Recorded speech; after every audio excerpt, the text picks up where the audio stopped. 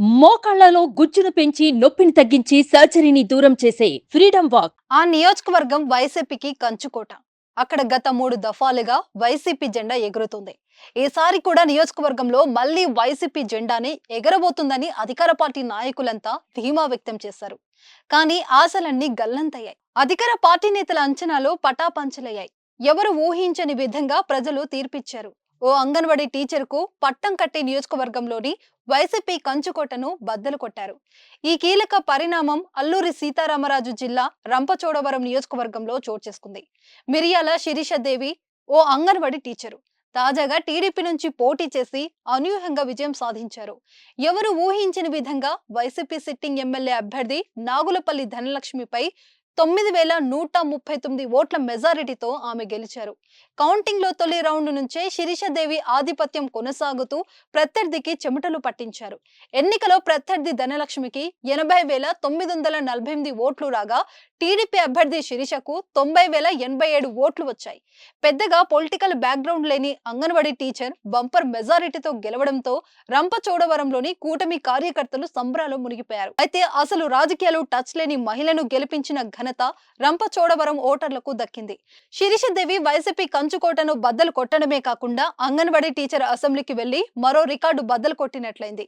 దీంతో ఓ అంగన్వాడీ టీచర్ శిరీషదేవి ఇప్పుడు ఎమ్మెల్యేగా అసెంబ్లీకి వెళ్లనున్నారు. Congrats to Sirishadevi. పెద్ద అవకాశం ఇచ్చారు. మనమైతే అసలు క్వాలిఫై కాదు ఎమ్మెల్యేకి, కానీ ఆయన మనల్ని నమ్మి ఇంత పెద్ద బాధ్యతను అమలు పెట్టారు. దాని అనుగుణంగా ప్రతి కార్యకర్త కూడా చాలా కష్టపడి పనిచేసి మీరందరూ కూడా ఒక సొంత బిడ్డలా పనిచేశారు.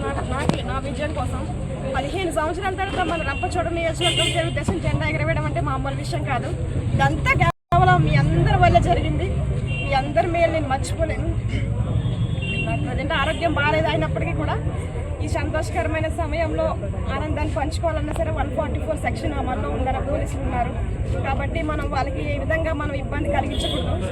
7వ తారీఖున మనం ఘనంగా దీన్ని ఏదో ఒక కార్యక్రమం మనం చేసుకుందాం. కాబట్టి ఈ విషయాన్ని కూడా మా గ్రూపులో పెడతాను. దయచేసి నా ఆరోగ్యం బాగోలేక ఇన్ని రోజులు మీకు అందుబాటులో లేను, ఎవరు ఏమీ అనుకోద్దు. కాబట్టి ఈ విజయం మీది.